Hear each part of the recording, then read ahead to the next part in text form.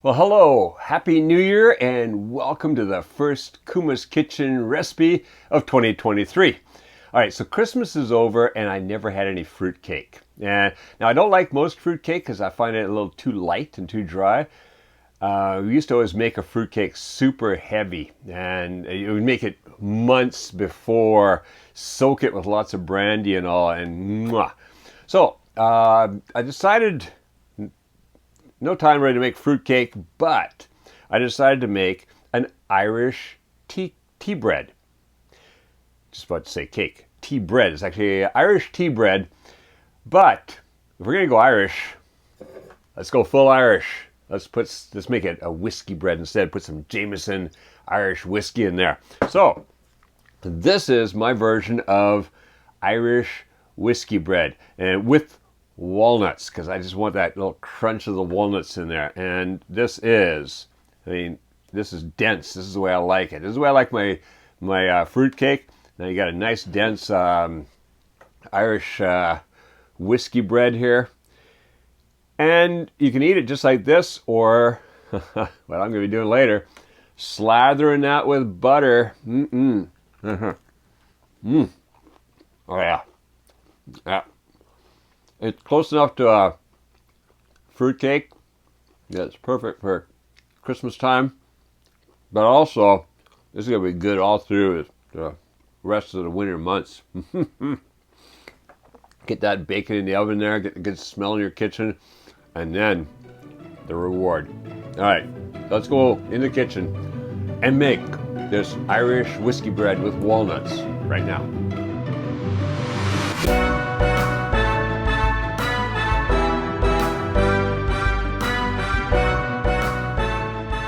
Here's all the ingredients for our Irish whiskey bread, but we're only going to use 3 of them today because they have to soak overnight. So I'm going to be using the dates, the raisins, and the whiskey today. The rest you can prepare tomorrow. But let's have a look at all the ingredients together. So across the front, what we've got here is 1/8 of a teaspoon. You don't want much, just a little bit of ground cloves because it can be pretty strong.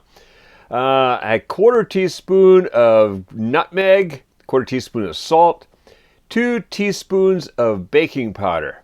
And across here, 1 egg, 2 tablespoons of butter, which is going to be melted, but well, no need to melt it now because we need it tomorrow. And then over here we have a 1/4 cup of molasses, good dark molasses. All right, across here, walnuts. That's 3/4 of a cup of walnut pieces. Kind of a big piece there. About anywhere between 1/4 and 3/8 of an inch, or 5 to 8 millimeters in size, so roughly around there. Then here I've got a 1/2 cup of sugar, a light brown sugar, in this case my usual, the unrefined cane sugar.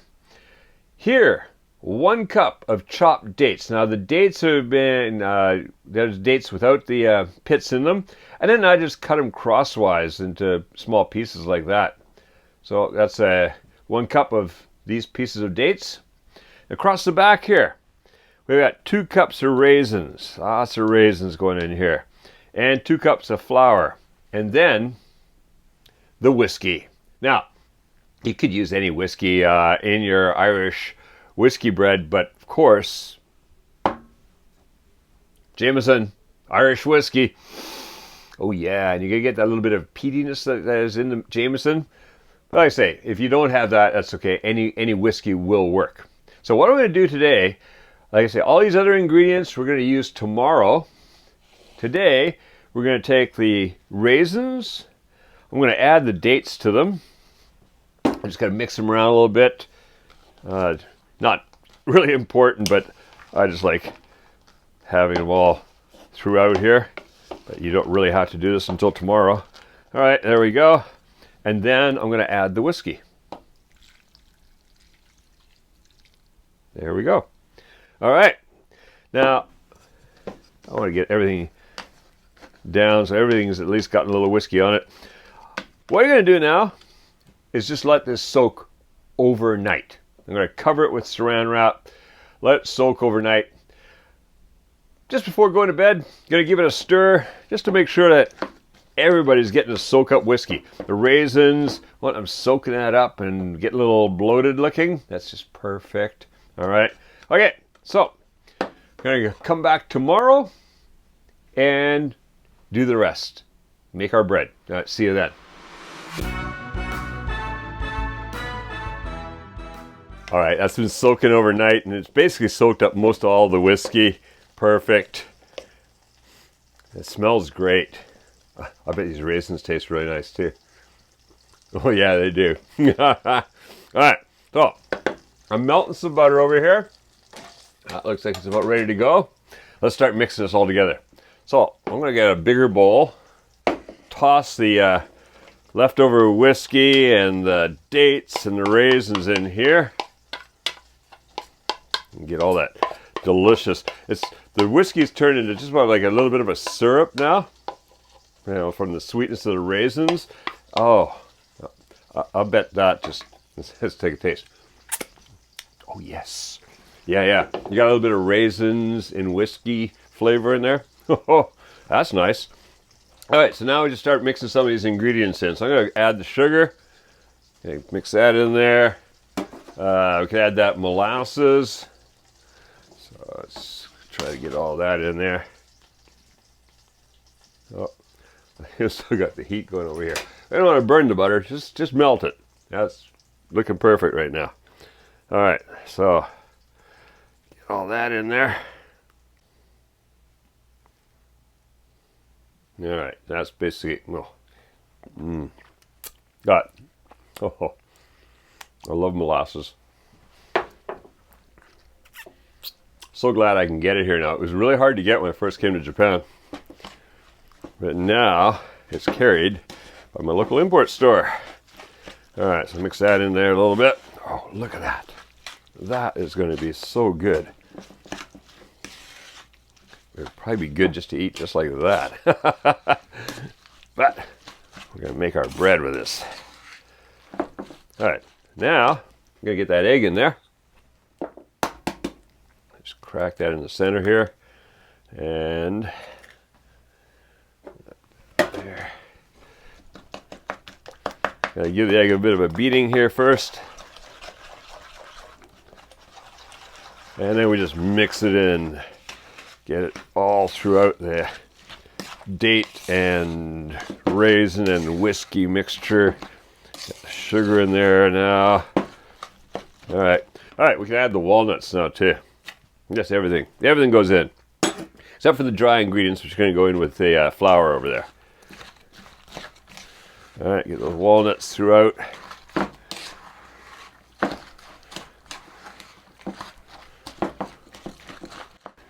All right, that is looking great. Okay, I'm going to take the flour now, and I'm just going to add that. Remember, we had baking powder, salt, the nutmeg, and a little bit of cloves. And then, yeah, I should have kept something dry to mix that with, but that's okay. Just kind of get that all throughout here before we add it into there. All right, that's looking good. Just want to make sure that the cloves are kind of mixed throughout. Otherwise, you got this little pocket of, whoa, clove flavor. All right, now in it goes. We just bring it all together. Put you over there. All right. And just start mixing until you've incorporated the flour into the liquids. This is going to be really dense. This kind of reminds me of making fruitcake when I was a kid. My mother would make a huge batch of fruitcake, but guess who got to mix it? Man, that was an arm workout. Because it was always a really, like this, really super dense, and she'd have a massive bowl of it. You know, it was made like, I think she used to make about 6, 7, 8 fruitcakes.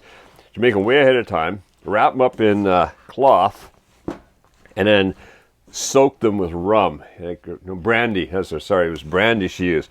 Every week for like a couple of months before Christmas, she'd be soaking them with brandy until they tasted absolutely fantastic. All right, basically got everything together. And now, let's see, a little flour at the bottom there. No, that's not it. Everything's combined. All right, what I've done over here, oh, the butter. Yeah, okay, don't forget to mix in the melted butter. That's what we're missing. Duh. Yeah, I'm not forgetful. All right, there we go. Get that butter in there. All right. Mm-hmm. And then, so one more time, we got to mix the butter in. Oh, that is absolutely looking perfect. A little bit like, smells a bit like I'm making gingerbread. That's because of the cloves and the molasses, yeah, because I'd use those in gingerbread too, so. All right. Now, what I've done here is, this is the loaf pan. The size is, in millimeters, 240 millimeters by 100 millimeters, which comes out to about 9.5 inches by 4 inches. So it doesn't have to be exact. Roughly those kind of dimensions, like you would make a loaf of bread in. And then all I'm going to do is put that in there. Man, that was heavy stuff. This is going to be a doorstop of a loaf. Yum. I love, I don't like fruitcake that is just kind of too light. I like a good, heavy fruitcake. And that's why we're making this Irish whiskey bread. It's going to be like that.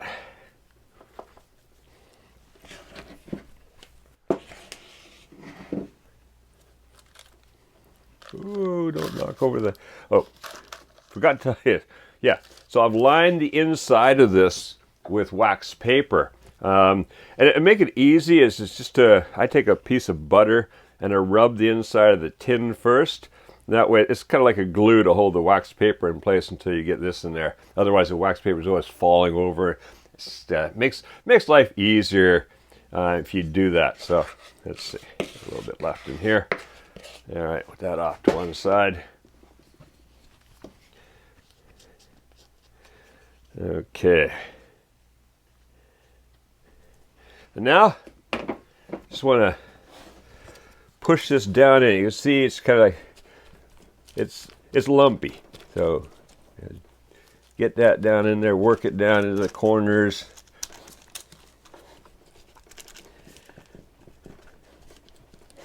And then just kind of smooth it out a bit. Just so we get a nice loaf in there. Push that down there, push that down there. And then we just go across here until like again into the corners. Let's get it pretty well close to even. A little rough on top is fine. It's going to give us a nice texture. All right, that's looking good. Just like that. All right, let's go to the oven over there. 350 degrees Fahrenheit, 180 degrees Celsius for about 90 minutes. Then we're going to bring it out. Just give it a toothpick test. Make sure it's baked through. 90 minutes, slow bake. Should be perfect. All right, I'll see you back here in an hour and a half.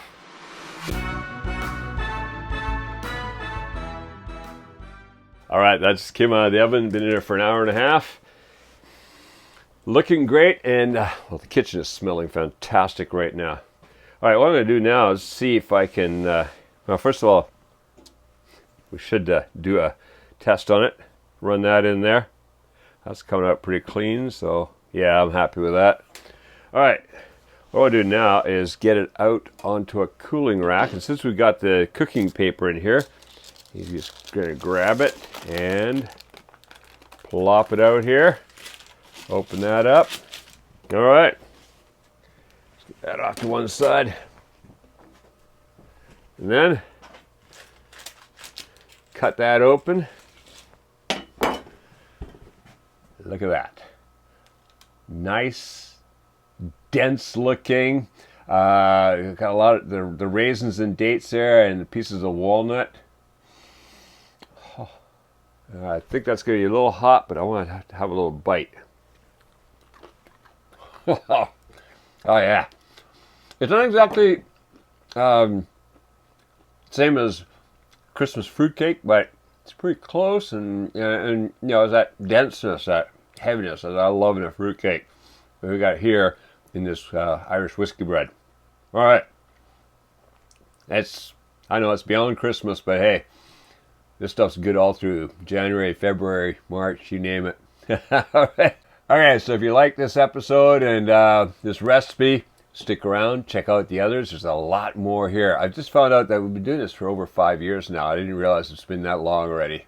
And it's one every week. I come up with a new recipe. They're all original Kevin Riley, Kuma's Kitchen recipes. So, surf around, check them out, find a recipe you like, make it. And make sure that if this is your first time here, or if you've not yet done so, that you do subscribe to the channel and click that notification bell so you don't miss new recipes when they come out. Also, if you'd like to support more recipes coming out, we're always happy to have you as a patron through patreon.com. You can see at the end, I've got my 3 Master Chef patrons. Thanks to them, that's why this show keeps going. Because well, it covers all the expenses of, you know, all this. All right, now go. Make this fantastic Irish whiskey bread and make cooking fun again with Kuma's Kitchen.